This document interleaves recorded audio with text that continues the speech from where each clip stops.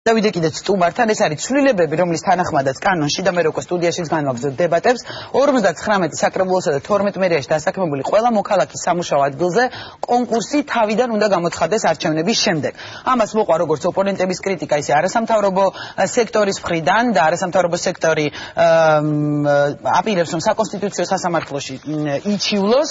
ამ თემებზე ვიდრე სტუდიაში ვისაუბრებთ, ეს იყო ერთ-ერთი მთავარი ბრიფინგის თემა. გიგი უგულავასი რამდენიმე დღის წინ და სწორედ ის უპასუხებს ახლა პოზიციის კითხვებს და ამ თემით დავიწყებ მასთან საუბარს. საღამოშვიდობისა, ბატონო გიგი, დიდი მადლობა რომ მონაწილეობთ გადაცემაში თქვენც და მინდა ამ თემით, რაზეც ახლა ვისაუბრე, ამ კანონში ცვლილებაზე და თქვენც მიუძღვენით ამ თემას ბრიფინგი დავიწყო.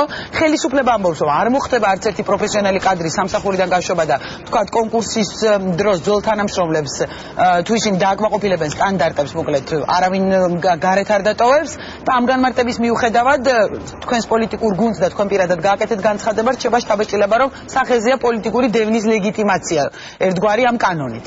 რატომ? დავიწყოთ ამ შეფასებით. საღამოშვიდობის. არათუ მე მრჩება შთაბეჭდილება, ეს თეთრი ჩავზე წერია იმ კანონში, რომელიც პარლამენტმა 5 თებერვალს მიიღო. ამ კანონის მიხედვით საქართველოს მოქმედ ყველა თვითმმართველობაში, მას შემდეგ რაც დასრულდება ადგილობრივი თვითმმართველობის არჩევნები 2014 წლის, ყველა კონკურსით დანიშნული თანამშრომელი ავტომატურად მოვალეობის შემსრულებლად გამოცხადდება. ეს არის პირდაპირ საქართველოს კონსტიტუციის დარღვევა, ეს არის პირდაპირ პოლიტიკური დევნა იმ ადამიანების გამოცხადებული პოლიტიკური დევნა, იმიტომ რომ როგორც ჩანს ამ ხალხმა მთელი ერთი წელიწადნახევრის განმავლობაში დაინახეს, რომ თითოეულ გაგდებულ ადამიანთან ან სასამართლოს პრობლემებია, ან საერთაშორისო საზოგადოების სხვათა შორის სახელმწიფო დეპარტამენტის ანგარიშიც მოხდა ადგილობრივი თვითმმართველობიდან უკანონო დადგმული უკვე აქამდე 5000 ადამიანი და სწორედ ამიტომ გადაწყვიტეს ყველა ეს პრობლემა ერთი ხელის მოსმით მარტივად გადაწყვიტონ. ანუ გაყარონ ეს ხალხი სახლებში და შემდეგ საკუთარი ნათესავები და ნეპოტისტური ნიშნით და სხვათა შორის პირდაპირ აღიარა აგერ ღარიბაშვილმა და ბატონმა კალაძემ, რომ საკუთარი პოლიტიკური აქტივისტებისთვის უნდათ ეს ადგილები. მათ თქვენს რომ პარტიაში დაასაქმებთო, უნდა შეგახსენოთ მაინც, რომ თქვა რომ პარტიულ დასაქმებაზე იყო საუბარი. რა თქმა უნდა, პარტიულ დასაქმებაზე არ ყოფილა, იმიტომ რომ ყველა გაგდებული თანამდებობის პირის არათანამდებობის, ანუ ჩვეულებრივი სპეციალისტების მიმართ უკლებლივ ყველა მუნიციპალიტეტში დასაქმებულია სწორედ ქართული ოცნების აქტივისტები ან ამა თუ იმ მაღალჩინოსნის ნათესავი. და არა მარტო თვითმმართველობები, არამედ ცენტრალური მთავრობის პრაქტიკულად ყველა შტო გავსებულია ამ ნათესაური ნიშნით. აღარ ჩავალ ამ დეტალებში, საზოგადოებისთვის ეს კარგად ცნობია, სხვათა შორის რეკორდსმენი ამ საკითხში მაინც ბატონი ღარიბაშვილია. შემდეგ ალბათ ეს რაღაც გრადაცია არის მთავრობაში, შემდეგ ამ თვალსაზრისით ასევე მეორე საპრიზო ადგილს იკავებს ბატონი კალაძე და ასე შემდეგ უკვე მოდის გავლენის მიხედვით. ეს კანონი რომ კონსტიტუციას ეწინააღმდეგება და ეს კანონი საერთოდ რომ ეს მუხლი ამ კანონის უпроსწორად რომ პირდაპირ ველურობა მარტო იქიდან ჩანს რომ მხოლოდ და მხოლოდ ერთჯერადად კეთდება ეს და კეთდება 2014 წლის ადგილობრივი არჩევნების მერე. გარდამავალი კანონია ამ არჩევნების. ანუ ერთხელ ამას ჩვენ დავაკეთებთ, ჩვენ ნათესავებს დავნიშნავთ და შემდეგ უკვე ყველაფერი წესრიგში იქნება. აი ეს არის ამ კანონის სულისკვეთება. ამაზე პროტესტი უკვე გამოთქვა არასამთავრობო ორგანიზაციებმა, ამაზე პროტესტი გამოთქვით ჩვენც და ჩვენ უკვე ვამზადებთ საკონსტიტუციო სარჩელს და მე იმედი მაქვს რომ დიახ და მე იმედი მაქვს რომ საკონსტიტუციო სასამართლო მიიღებს ამ ჩვენ სარჩელს წარმოებაში. ჩვენ აუცილებლად მოვითხოვთ საჩელის უზრუნველყოფად შეჩერების ღონისძიებას იმისათვის რომ დაჩქარდეს და ვიდრე ეს დრაკონული მუხლი შევა ძალაში, მანამდე მოხდეს მისი ანულირება. სხვა შემთხვევაში მივიღებთ კატასტროფას დაახლოებით არჩევნების მერე 10000 ოჯახი დარჩება სამსახურის გარეშე. კარგი, ბატონო გიგი, მინდა სხვა თემაზეც გადავიდე და ამ თემას რა თქმა უნდა კანონს ბატონო ზვია თქვენთანაც დაუბრუნდები და მოვისმენთ თქვენ შეფასებას. 2014 წლის არჩევნები ხელისუფლება პირობას დებს, რომ იქნება ბევრად უკეთესი ვიდრე იყო 2013 წლის საპრეზიდენტო არჩევნები. ჯერჯერობით საკმაოდ მწვავდება ურთიერთობა პოლიტიკურ ოპონენტებთან. როგორია თქვენი მოლოდინი და რატომ ეთიშება გიგი უგულავა თბილისის არჩევნებს? თუ შეგვიძლია რომ ესეც გითხრათ. ჩემს გეგმებზე მე საჯაროდ განვაცხადე, ხვალ ვისაუბრებ, ხვალ მოგესალმებით არის თბილისის ნაციონალური მოძრაობის თბილისის პარტიის ყრილობა, სადაც მე თბილისის თავმჯდომარეობაზე ვიყრი კენჭს და სხვა, ესე ვთქვათ, დეტალებზე, მათ შორის პრაიმერის დეტალებზე თბილისში მერის იქნება თუ მაჟორიტარების, ხვალ გვექნება საუბარი. რაც შეეხება გამწვავებას პოლიტიკი უტიფარი დემაგოგიური სტილი ნაციონალური მოძრაობის განცხადებების, თქვა დღეს ვიცე-პრემიერმა. თქვა თქვენი უკაცრავად აი საუბრობდით პოლიტიკურ ოპონენტებს შორის გამწვავებულ ურთიერთობაზე, იგივე დღეს უტიფარი დემაგოგიური სტილი.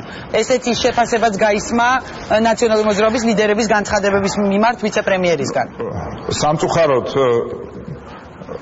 ის ხალხი, ვინც დღეს მთავრობაშია, ალბათ დილით რო დგებიან და სარკეში იყურებიან, ისევ ჩვენ ველანდებით. დრო ამ ხალხმა გააცნობიეროს, რომ ისინი არიან მთავრობაში და მათ უნდა მართონ და როცა ოპოზიციაში იყვნენ, უპასუხისმგებლო და უცენზურო ან უზრდელური განცხადება მაშინაც დასაგმობი იყო, თუმცა დღეს როდესაც მთავრობის წევრი, ვიცე-პრემიერი იქნება თუ პრემიერი, თუ კიდევ უფრო მაღლაავალ სამოქალაქო საზოგადოებაში გადაბარგებული ადამიანი საუბრობს ამ ენით, რა თქმა უნდა, ეს ერთ-ერთი ის ფაქტორია, რომელიც არ უწყობს ხელს ჯანსაღ კონკურენციას და ჯანსაღი არჩევნების ჩატარებას ქვეყანაში. თუმცა ასეთი ტერმინები პოლიტიკური ოპონენტებისგანაც გვახსოვს, ანუ თქვენგან, ბატონო გიგი, ნაციონალური მოძრაობის წევრებისგან იგივე თქვენგან. ჩემგან არ ამგონი რომ გახსოვდეთ ის ტერმინები, რომლებსაც იყენებს სამწუხაროდ ისეთ სუფლეორის საშუალებით ბატონი კალაძე. რაც შეეხება სხვა შორის კალაძეზე რამდენიმე განმარტება მინდა გავაკეთო. ეს ადამიანი მართლა როგორც ჩანს ვერ ხვდება რა თანამდებობაზეა. ვერ ხვდებოდა მაშინ, როდესაც ის აბსოლუტურად გაუგონარი განცხადება გააკეთა უკრაინასთან დაკავშირებით. უბრალოდ ეს ადამიანი ვერ ხვდება, რომ ის არ არის რესტორნების, მიწების და რაღაც მანქანების მფლობელი. ის არის საქართველოს ვიცე-პრემიერი და მას მეტი პასუხისმგებლობა აქვს და ისეთი აბსოლუტურად გაუაზრებელი განცხადებები, რაც უკრაინასთან დაკავშირებით გააკეთა, არა მარტო მის პირად რეპუტაციას, არა, დავამთავროთ შეიძლება, არა მარტო მის პირად რეპუტაციას ვნებს, არამედ ვნებს ქვეყნის რეპუტაციას და ქვეყნის სტრატეგიულ პარტნიორებთან აფუჭებს ურთიერთობას. ეხლა რაც შეეხება მის მორალის კითხვას, ამ ბოლო დროს ძალიან გავიდა ეს ადამიანი თავს და რატომღაც ამ სუფლეორის საშუალებით უკვე მეოთხეჯერ თუ მეხუთეჯერ მოვისმინე, გვიკითხავს მორალს. თუ რიტორიკულად ვსვავთ კითხვას, რომ დევნილებს ბოდიში უნდა მოუხადოთ, თელმა საზოგადოებამ, რა თქმა უნდა, ყველა თაობამ უნდა მოუხადოთ. 90-იანი წლებიდან დაწყებული და დღევანდელი მთავრობით დამთავრებული და ჩემით და ბატონი ზვიადის და ყველას ჩათვლით. იმიტომ რომ რაც არ უნდა გაგვეკეთებინა, ყოველთვის ჩვენ უფრო მეტი უნდა გავაკეთოთ. მაგრამ ამ ადამიანისგან მე ვერანაირ იმას ვერ მივიღებ პრეტენზიას, როდესაც ეს კაცი არის სასტუმრო უშბას მფლობელი, ქალაქის შემოსასვლელში, მცხეთის მხრიდან რო შემოდიხარ, სასტუმრო უშბა, რომელიც არის გავსებული დევნილებისთვის. როდესაც ის იყო ფეხბურთელი, ჩემთან და ბიზნესმენი, მრავალჯერ არის ნამყოფი ამ თემაზე, ვეხვეწებოდი მე მას.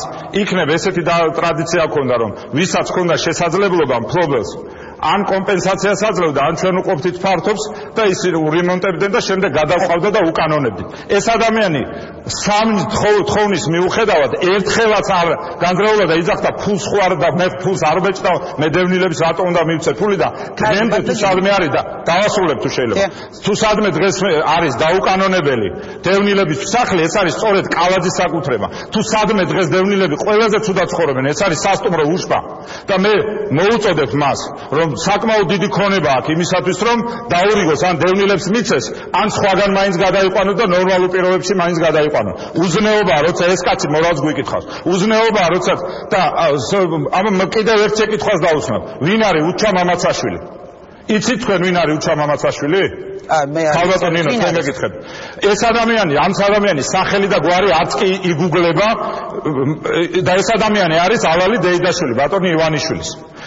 თქვენ არიცით, მაგრამ ყველა საშუალოზე უფრო დიდმა ბიზნესმენმა, ცხვილმა ბიზნესმენმა უკვე ყველამ კარგად იციან ვინ არის უჩა მამაცაშვილი. ეს არის ადამიანი, რომელიც ივანიშვილის სახელით ალაგებს ბიზნესთან ურთიერთობას, ხსნის ქაბს და აგროვებს კალაძესთან ერთად საარჩევნო ფულს.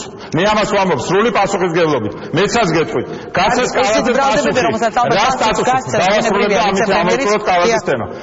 რა სტატუსით დაყვება ბატონი მამაცაშვილი, უჩა მამაცაშვილი, რომელიც გრატო პასაჟში ზის, ეს არის შენობა კინო ამირანის წინ, რა სტატუსით დაყვება მას აზერბაიჯანში.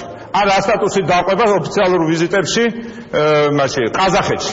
კარგი, ბატონო გიგი, ეს კითხვები არის პრემიერის სამართით, ის მოისმენს და ბუნებრივი დეიდაშვილობა, როდის აქეთ გახდა თანამდებობა? გასაგები, არა, როდის აქეთ გახდა თანამდებობა? გამაგებინე. ბევრი კითხვა დაისვა. კი, რა თქმა უნდა. ასე რომ იმ რაღაც თვალების ღაპუნს შეეშვა ჯობია და ენერგეტიკას მიხედოს იმ პრობლემებს, რომელიც ენერგეტიკაში სამწუხაროდ დაგვიგროვდა და მისგან მოგალის კითხვა არის უხერხული. იმიტომ რომ მე ძალიან კარგად მახსოვს ეს ადამიანი 9 წელი თუთი ყურშივით რო აქ და იგივე 9 წლიდან 6 წელიწადი რას აკეთებდა თქვენს კარგად იცით და ჩვენს კარგად ვიცით. და ხელისუფლებასთან ერთადერთი მიზეზი იყო განაცხენების და დავასრულებ, იმიტომ რომ მე არ მიყვარს, თუმცა ობიექტურად ეხლა მართლაც გავნერვიულდი, იმიტომ რომ ეს ადამიანი უკვე მეოთხეჯერ უტიფრად მოვალს გვიკითხავს და აქ რაღაცა ხან კრეტინებს, ხან დებილებს და ხან რაღაცას გვიწოდებს. მე მაინც არ ვიცოდი და საზოგადოებასაც მინდა უთხრა, როდის მერე გახდა ის სააკაშვილი ფტერი. როდესაც ნახევარფასში მიწების იმაზე ყიდვაზე უარი უთხრა. აი ეს არის მთელი სიმართლე. თორე სხვა შემთხვევაში ჩვენ გვახსოვს ვის გვერდზე იდგა და რა დითი რამებით იყო დაკავებული. ეხლა გახდა 9 წელიწადი თურმე ცუდი. კარგი, მადლობა ბატონო გიგი, ამაზე აუცილებლად მოვისმინოთ შემდეგ უკვე ვიცე-პრემიერის პასუხი, იმიტომ ძალიან ბევრი კითხვა და ბრალდება გაისმა. ჩვენი მხრიდან ამიტომ მარტო საქმე. მეორე უჩა მამაცაშვილის დისკმარი დაინიშნა იმის სოფლის მეურნეობის მინისტრის მოადგილე. კარგი, ბატონი ზვიერი არის ნეპოტიზმი?